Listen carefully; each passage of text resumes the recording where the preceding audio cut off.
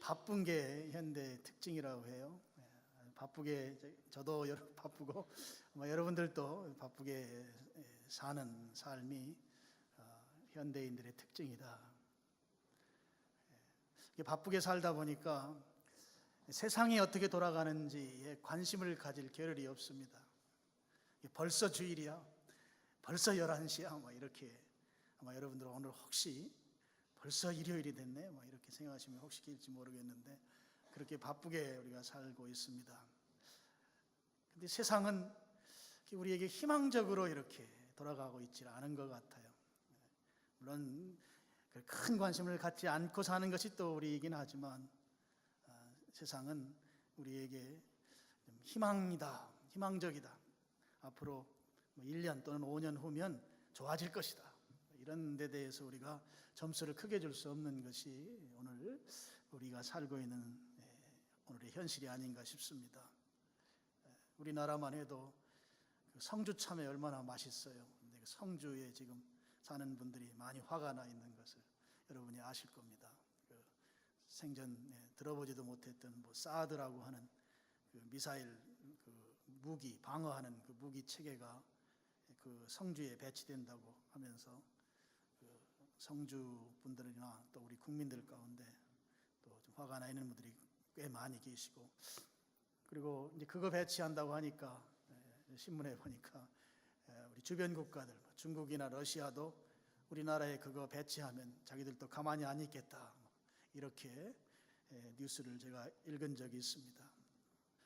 그것뿐만 아니라 최근에 유럽 같은 경우에 보면 터키, 또 프랑스, 또 어저께인가요? 독일 같은 데서 애매하게 죽어나가는 상황들이 발생하는 거예요.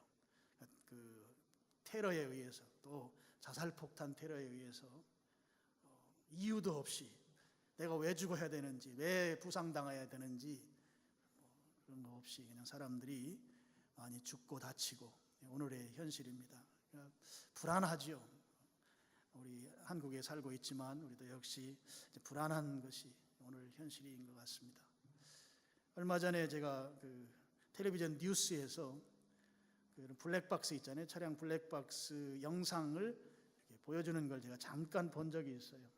근데 그 중에 하나 제가 기억이 나는데 아마 앞지르기인 것 같아요. 끼어들기 했는지 앞지르기인지. 근데 고속도로에서 차를 세워놓고 자기를 앞질렀다고 해서 그 사람 쫓아가서 싸우다가 2차 사고라고 그러잖아요. 더 큰 사고가 일어나는 것을 본 적이 있습니다. 그거 보면서 그런 생각이 들었어요. 우리 국민들이 좀 많이 좀 화가 나 있다. 우리 신앙 안에 있는 우리도 거기에서 크게 다르지 않은 것 같아요. 분노 감정이 지금 우리 아주 시쳇말로 뚜껑이라고 하잖아요. 뚜껑이 열리기 직전까지 와 있는 게 아닌가.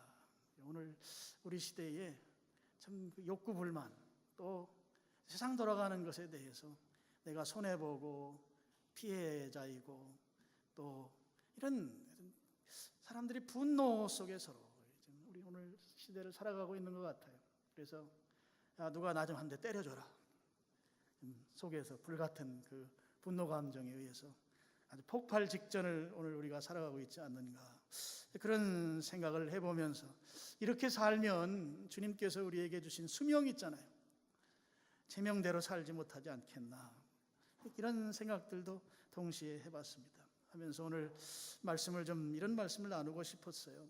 세상이 아무리 험하고 또 사람들이 분노 감정이 이미 그 분노의 폭발 게이지의 눈금이 거의 0점에 다다랐다 할지라도 우리가 그리스도인입니다. 예수님 믿는 자들인데, 예수님 믿는 우리가 적어도 한 가지만은 분명하게 하고 가야 되겠다. 우리가 이 세상을 살아가지만 우리가 분명하게 한 가지 붙잡아야 될 것이 있다. 사람들이 다 지금 평안한 감정이 아니고 다 개인주의적이고 가족중심주의적이고, 또 교회 안에서도 좀 그런 모습이 설령 보인다 할지라도 우리가 놓치지 말아야 될 거 하나, 오늘 설교 제목입니다. 예수님만 바라보자고 하는 것이죠. 우리가 꼭 잃지 말고 붙들어야 될 것, 예수님만 바라보는 것입니다. 성경에 오늘 2절 보면 믿음의 주요 또 온전하게 하시는 이인 예수를 바라보자. 예수님도 바라보자가 아니에요. 예수님만 바라보는 것입니다. 아멘. 아멘대로 되기를 축복합니다. 성경이 이 12장 1절 말미에 보면 우리 앞에 당한 경주를 하며 그랬는데요. 우리의 인생은, 우리의 삶은 경주입니다. 경주라고 하는 것은 두 가지가 이제 특징이 있죠. 하나는 고린 지점이 있어요. 목표점이 있다. 분명히 피니시 라인이 있는 거예요. 거기까지 가야 한다. 경주기 때문에 목표한 지점까지 가야 되는 것이 경주의 하나의 특징이고, 또 하나는 우리 12장 1절에 보면 우리 앞에 당한 경주 그랬는데요. 이 당했다고 하는 말이 정해진 코스라는 뜻이에요. 정해진 길입니다. 규정된 그 길로만 가야 한다는 거예요. 이게 경주의 특징이에요. 그러니까 그 코스, 그 길을 이탈하면 이건 경주가 아닌 거예요. 근데 이게 정해졌다는 거예요. 이미 우리 앞에 당했다고 성경이 좀 이렇게 표현하죠. 이게 정해졌다는 거예요. 이 길은 우리가 피할 수 없는 길이라는 거예요. 그러니까 우리 인생은 결국 경주자인데, 경주하는 삶을 사는 거 우리 인생인데, 그 인생은 결국 목표점, 결승점이 있다. 특징이에요. 또 하나는 정해진 길이 있다는 거죠. 규정된 그 길을 이탈할 수 없다 하는 거예요. 그러면서 2장의 2절에 가서 그럼 인생의 그 피니시 라인, 이 목표점이 무엇인가? 바로 예수님이라고 하는 것을 우리에게 분명하게 가르쳐주고 있습니다. 우리 인생의 목표는, 우리 인생의 지향은 예수님입니다. 예수님을 바라봐야 한다는 것이죠. 경주의 목적지가 어디냐 하는 거예요. 그게 바로 예수님이십니다. 그럼 우리가 인생 계획을 세우면서 여러분 다양하게 인생 계획을 세웁니다. 내가 어떤 직업을 가질까? 또 얼마만큼 내가 재산 증식을 할까? 내가 앞으로 얼마만큼 벌어서 부자가 될까? 뭐 이런 다양한 계획들이 있습니다. 그런 계획은 목적이 아니에요. 그것은 예수님이 목적인 것의 수단이에요. 그렇게 믿으시길 축원합니다. 우리가 가지고 있는 모든 인생의 것들은 다 사이드예요. 오로지 목표는 예수님이에요. 예수님을 바라보고 경주해야 되는 것입니다. 지금 2절에 보면 우리가 예수님을 바라봐야 할 이유를 잘 설명해 주고 있어요. 예수님이 왜 우리 인생의 목적지, 목표, 고린 지점이 되어야 되는가를 가르쳐주는 그런 이유들을 지금 가르쳐주고 있는데요. 첫째는 믿음의 주님이다 그랬어요. 예수님이 믿음의 주님이시기 때문에 예수님이 우리 삶의 목적지가 되어야 된다. 믿음의 주 이렇게 되어 있는데요. 믿음은 우리가 믿어야 되잖아요. 믿는 자들, 예수님은 우리의 믿음의 대상이죠. 그런데 여기에 성경에 믿음의 주라고 했는데요. 한마디로 요약해서 말씀드리면 세상에, 우리가 살고 있는 이 세상에 믿을 만한 분은 오직 예수님 뿐이다, 이런 뜻이에요. 믿음의 주라고 하는 말은 세상에 믿을 만한 분은 오직 예수님 한 분뿐입니다 라고 하는 표현이다 하는 거예요. 그렇게 믿으시길 축원합니다. 우리가 사는 시대가 불확실해요. 내일 무슨 일이 일어날지 우리가 참 예측하기 어려운 시대를 우리가 살고 있습니다. 그래서 불안해요. 불안하니까 당연히 믿질 못하는 거죠. 그러니까 우리가 누구를 믿고 누구를 의지하고 살 수 있습니까? 세상에 지금 우리가 오늘날 살아가는데 참 이 믿음을 가질 만한 시대가 아닌 거예요. 그래서 우리 젊은이들은 삼포 또는 N포 그래요. 다 포기한, 삼포라고 얘기할 땐 취업을 포기하고 싶어서 포기한 게 아니죠. 취업을 못해서 포기한 거예요. 그리고 결혼을 또 포기하고, 또 결혼한 사람들은 출산을 포기하고, 이거 3포. 근데 이제 요즘은 N포 그래요. 그러니까 젊은이들이 다 포기했다. 그런 시대를 우리가 살고 있어요. 이런 시대에 우리가 정말 믿고 우리가 목적지로 삼고 나가야 될 분은 오직 믿음의 대상은 한 분 예수님뿐이시다 하는 거죠. 우리가 믿을 만한 분은 그분밖에 없다. 믿을 만한 한 분 오직 예수님뿐이다. 그분을 믿어야만 이 시대에 우리가 당당하게 살 수 있어요. 그분을 믿고 그분을 향해 나갈 때 우리가 승리할 수 있어요. 이길 수 있는 거예요. 여러분 많이 들어본 내용일 거예요. 제가 이제 목사님들하고 이야기하는 중에 그런 이야기를 어느 분이 하시더라고요. 사람은 믿음의 대상이 아니고 사랑의 대상이다, 이 얘기를 해요. 근데 그 말을 보니까 많이 사용들 하더라고요. 어떤 분은 카카오톡에 자기 소개하는 소개글로도 소개하고, 사람은 믿음의 대상이 아니고 사랑의 대상이다. 제가 가만히 생각해 봤어요. 왜 사람을 믿을 수 없나? 두 가지가 제 생각이 들더라고요. 하나는 변하기 때문이다 하는 거예요. 변한다. 우리가 변하지 않는 것을 표현하는 용어들이 몇 가지 있어요. 정이라는 게, 정, 우정 이런 게 있어요. 정이 안 변할까? 정도 변해요. 또 요즘 많이 쓰는 말 중에 의리라는 말이 있어요. 의리, 주먹박치고 조의리 이러면서 그 의리가 의리. 그 의리가 지속 가능할까? 의리. 이런 우리 시대를 살면서 안 변한다고 하는 것을 표현하는 용어들이 꽤 많이 있습니다. 그렇지만 안 변하고 싶어요. 또 안 변해 우리의 공동체가 잘 유지될 수 있다고 하는 거 우리가 다 알아요. 근데 인간은 안 변할 능력이 없어요. 이게 문제예요. 변하지 않을 능력을 우리가 갖고 있지 못하다. 그래서 상심이 커요. 부모님이 자식을 아주 찰떡같이 믿잖아요. 그보다 더 확실한 관계가 어디 있습니까? 그런데 상심하게 만들어요. 자식이 부모에게 상심하게 만들든지 부모가 자식을 상심하게 만들든지, 우리의 정말 혈연 관계 또는 저 사람이 말하는 것은 100% 진짜다라고 하는 그런 관계성 속에서도 변하지 않는다고 하는 것을 장담할 수 없어요. 조금 제가 세게 표현을 하면, 인간에게 안 변하는 것이 다 하나 있는데 변한다고 하는 것이 안 변한다. 우리 변한다. 그래서 우리가 사람을 믿을 수 없다. 또 한 가지 좀 생각해 봤어요. 우리 유한합니다. 유한한 존재이기 때문에 우리는 인간을 신뢰하고 인간을 의지할 수 없다는 거예요. 우리 성경에 아주 멋진 구절이 한 구절이 있어요. 스크린 한번 보여주실래요? 네.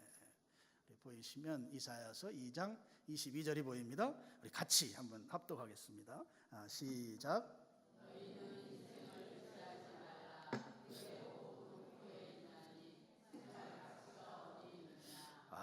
참 이 구절 멋지게 표현됐어요. 너희는 인생을 의지하지 말라. 인생, 사람 의지하지 말라. 그의 호흡은 코에 있나니, 그의 호흡은 코에 있다고 하는 것은 숨 쉬는 날 동안만 의미 있다, 이런 뜻이에요. 그러면서 셈할 가치가 어디 있느냐? 숨 쉬는 날이 살아있는 날인데 그 날이 길어야 얼마나 되겠느냐? 그러니까 사람 의지하지 말아라, 이런 뜻인 거죠. 우리가 살아갈 세월, 주님께서 우리를 부르시기 전까지 우리 이 땅에 살아가는데 그 날들을 계산하면서 우리가 의지하고 신뢰를 보낸다고 하는 것이 얼마나 가치가 있겠는가? 참 멋진 구절이에요.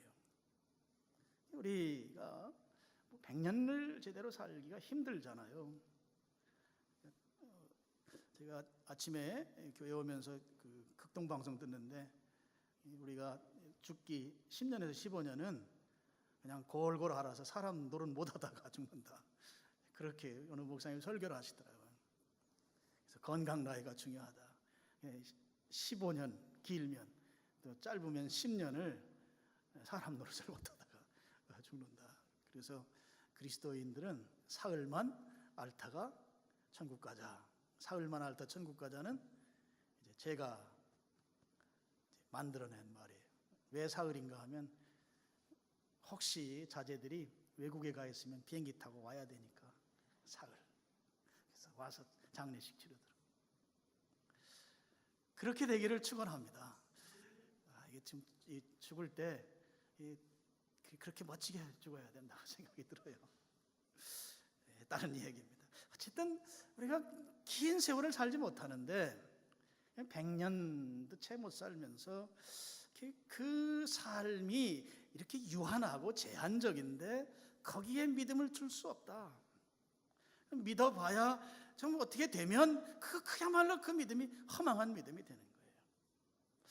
그러니까 우리가 믿어야 될 대상, 우리의 믿음의 주님은, 믿어야 될 대상은 영원하신 분, 그 예수님을 믿어야 된다는 거예요. 예수님을 의지해야 된다 하는 것입니다. 예수님만 바라봐야 한다는 거예요. 여러분, 여기 성경에 이 믿음의 주님, 예수님만 우리가 영원히 믿을 수 있는 그분인데, 그분을 믿는, 그 믿어야 되는 그 예수님은 어떤 분이신가? 2절 보시면 또 온전하게, 믿음의 주요 또 온전하게 하시는 이인 예수를 바라보자 그랬어요. 여기에 보면 우리가 바라봐야 될 예수님은 온전하게 하시는 분이다. 온전하게 하시는 분. 우리가 영원히 믿어야 할 믿음의 대상인 예수님은 온전하게 하시는 분. 그 예수님을 우리가 바라봐야 된다 하는 거예요. 이 온전하게 한다는 말은 이 주석을 보면 완성시킨다는 뜻이 있어요. 완성시킨다. 예수님께서는 기어코 우리를 온전하도록 완성시키는 분이시다. 그분을 바라보자. 주님은 우리 인생에 대해서 선한 결과를 내시기 위해서 결코 중단하지 않으신 분이시다. 결코 포기하지 않은 분이시다. 그분을 바라보자. 그분을 바라보자. 우리는 온전하지 않지요. 예수님이 우리를 포기하지 아니하시고 온전하게 완성시켜가는 분이시다는 거예요. 그래서 그분을 우리의 인생의 경주의 목적지로 삼고 가자 하는 겁니다. 부족하죠. 다 조금씩 여기저기 부족함이 있어요. 우리 예배당 지으면서 하자가 있어요. 하자가, 우리에겐 다 하자가 있습니다. 어떤 청년이 저한테 그러더라고요. 목사님, 저는 완벽합니다. 세상에 나만큼 완벽한 사람은 없습니다.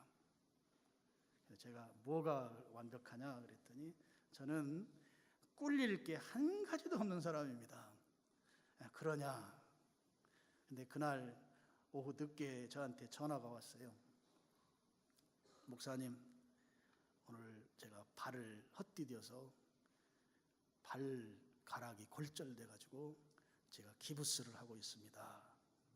그래서 야, 완벽한 놈이 뭐 넘어지냐?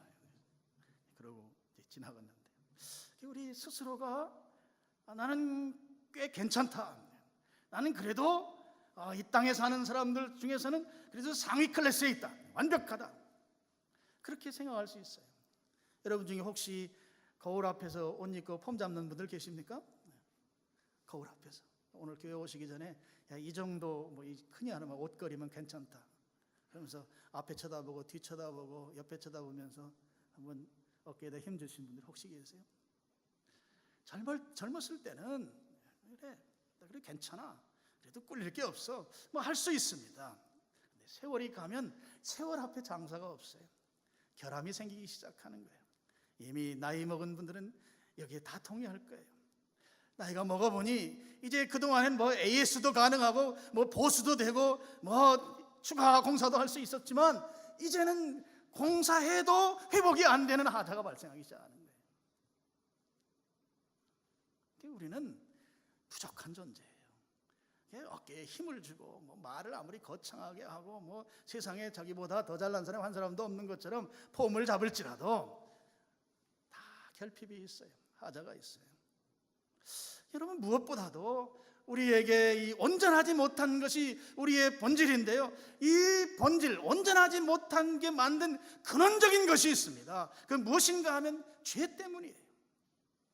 죄가 우리의 모든 부족함, 온전하지 못하게 만드는 것의 근원적인 문제입니다. 근원적인 것이에요. 죄 문제.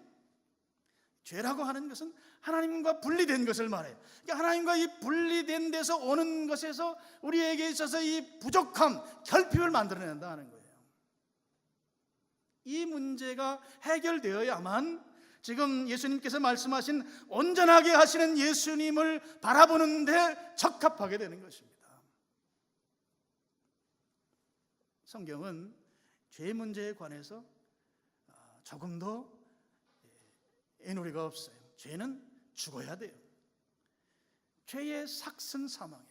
죄라고 하는 것은 죽어야만 죄 문제가 해결됩니다. 근데 죽으면 안 되잖아요. 죽으면 안 됩니다. 이 죽는다는 말은 이 지옥 간다는 말인데, 지옥 가면 안 돼요. 그러니까 우리가 죽으면, 그러면 죄 문제는 해결됐지만 그게 우리의 행복이 아니에요. 죽으면 안 되기 때문에 이 문제는 우리가 영원히 해결 못하는 문제로 되어 있는 거예요. 우리의 본질이죠. 우리 스스로 이 문제 해결 못한다. 이게 온전해야 하는데, 온전한 것이 우리에게 주어진, 우리 성경 12절 보면 기쁨이라는 표현이 나오잖아요. 기쁨 중간에. 온전해진 것이 우리 기쁨이 되는 거예요. 기쁨이 우리가 살아가는 최고의 그 목적이 되는 거예요. 기쁨. 그래서 우리로 하여금 그 완성을 향해 가야 되는 존재, 완성되어야 되는 존재인데, 이 문제를 우리가 스스로 해결 못하니 영원히 결핍 속에 살 수밖에 없고, 영원히 부족함 가운데 이 참담한 세월을 살아갈 수밖에 없는, 이게 바로 오늘 우리의 실존인 거죠. 스스로 해결 못한다. 그래서 이 문제를 누가 해결해 주셨는가? 오늘 2절에 보면 예수님께서 해결해 주셨다. 스스로 해결 못해, 죽으면 안 되고, 그래서 스스로 해결 못하고 누군가 남이 해결해 줘야 되는데, 이걸 해결해 주신 분이 예수님이시다 하는 것입니다. 이걸 우리가 복음이라 그렇게 말합니다. 2절 하반절 보시죠. 2절 하반절.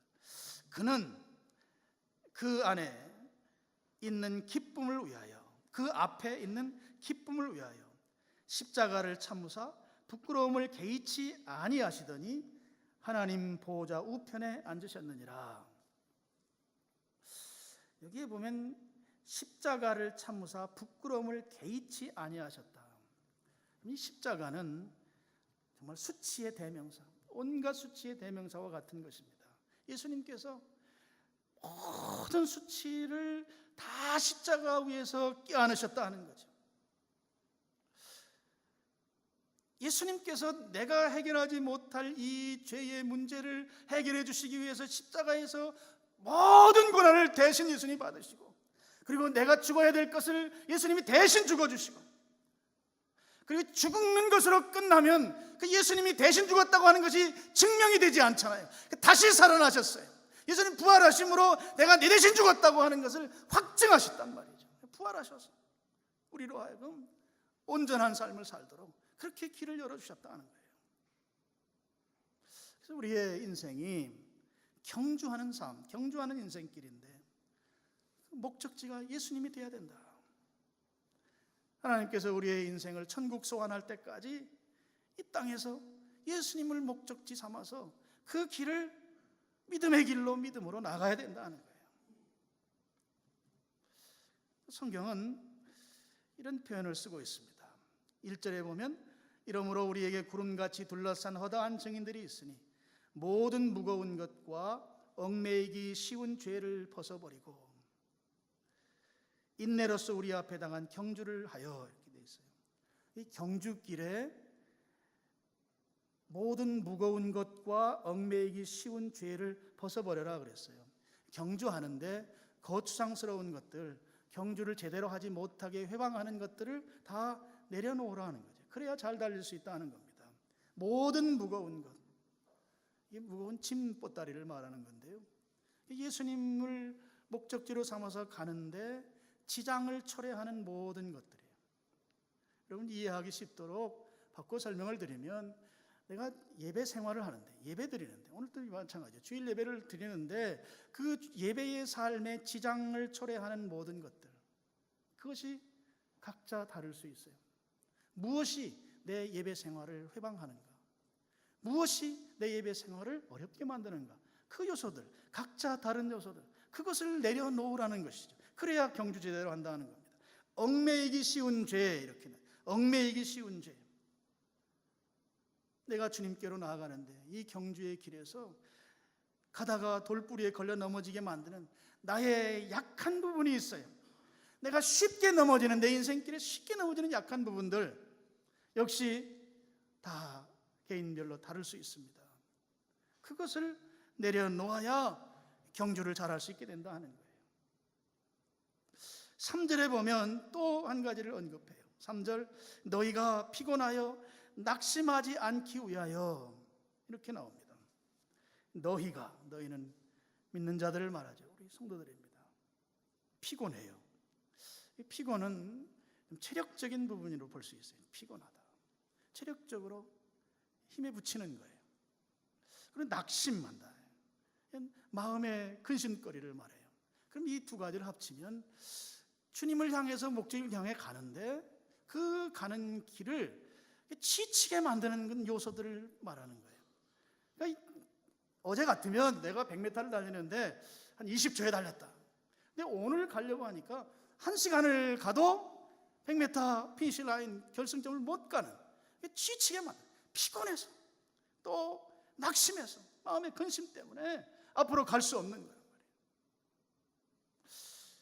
그러면 그때 이 문제를 어떻게 해결할 수 있는가를 성경이 소개하고 있는데요, 3절 하반절에 보면 죄인들이 이같이 자기에게 거역한 일을 참으신 일을 생각하라.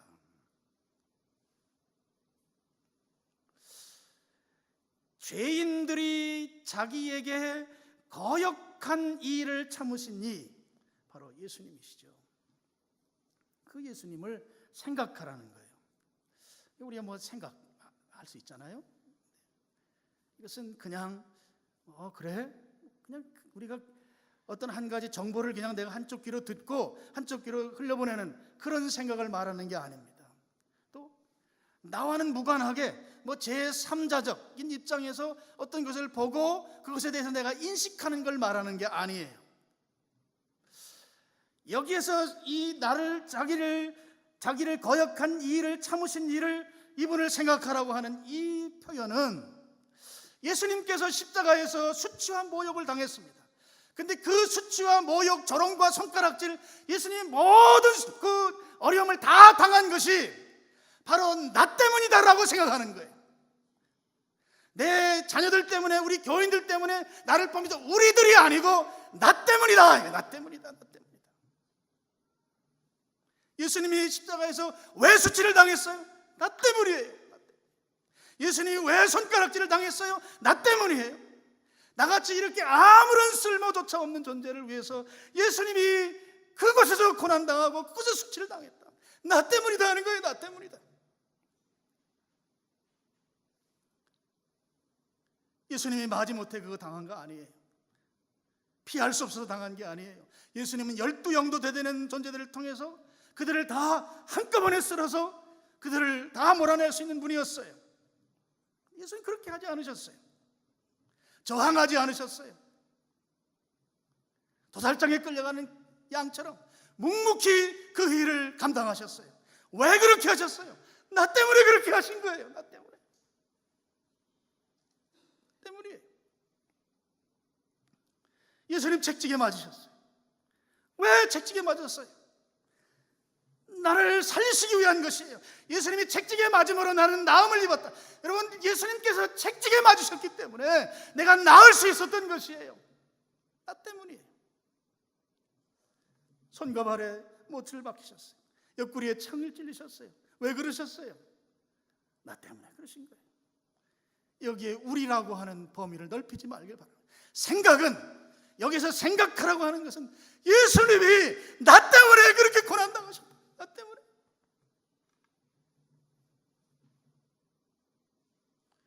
여러분, 십자가에 달려서 호흡이 너무나 어렵습니다.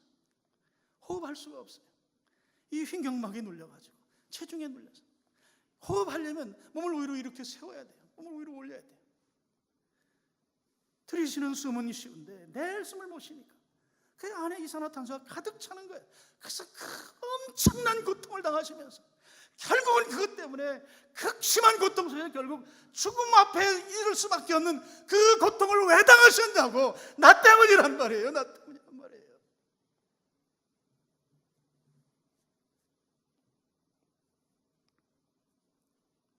내가 맞을 매를 예수님이 대신 맞아주셨어요.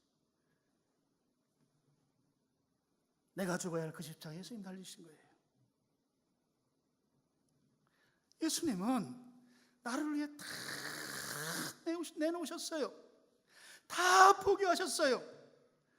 예수님께서 나 때문에 말이에요. 여러분, 내가 뭐가 잘났습니까? 제가 병원 침대 수술대에 제가 올라간 적이 있어요. 수술대에 올려놓으면 지금 이렇게 옷 입고 있잖아요. 옷 다 벗기고. 뭐가 창피해요. 의사들이 여기 째고 저기 째고 여기 찌르고 저기 넣고 뭐가 잘났어요? 뭐가 대단해요? 예수님이 그런 나를 위해서 다 포기하셨다. 그 고통을 예수님이 다 몸에 안으셨어요. 그 예수님을 생각하라는 거예요. 이걸 체감이라 그래요. 체감. 예수님이 나같이 이 못난 자, 아무짝에도 쓸모없는 자를 버려도 가져가지도 않을 거예요. 뭐가 잘났습니까? 그 곤란을 예수님이 다 겪으셨어요.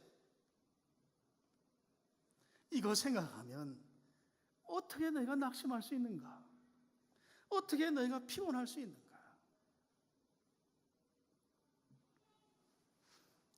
교회 생활이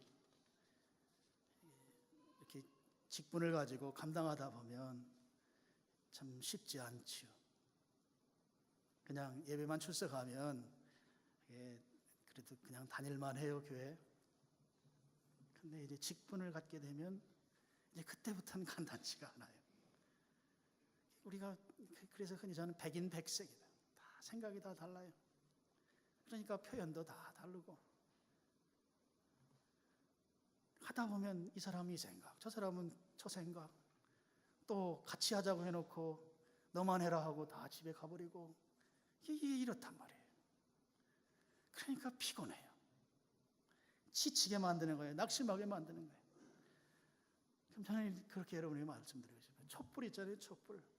촛불이 입으로 후 불면 흔들립니다. 흔들리지만 꺼지지 않으면 다시 원위치가 돼요. 우리가 그런 어려운 상황들이 되면 잠깐 흔들릴 수 있어요. 안 흔들리면 그건 사람도 아니에요. 흔들리세요. 흔들리지만 끄면 안 돼요. 다시 원래처럼 빛을 발하면 되는 거예요. 예수님께서 나 때문에 당하신 그 고난과 그 수치를 생각하면 내가 여기에서 포기할 수 없는 거예요. 내가 여기서 낙심할 수 없는 거예요. 그래서 여러분, 우리의 목적지, 목표는 예수님이에요. 예수님을 향해 우리가 가야 합니다. 우리의 인생에 오직 믿을 분은 그분 한 분뿐인 거예요. 오늘 예배에 참석한 여러분들이 결단하시길 바랍니다.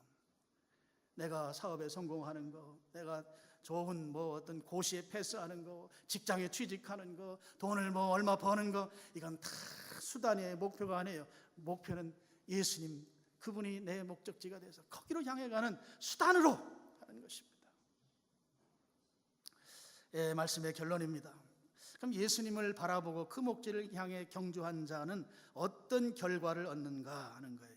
2절 보시면 마지막 부분에 이런 얘기 나옵니다. 2절, 우리 2절 한번 다 같이 읽어보겠습니다. 2절 시작.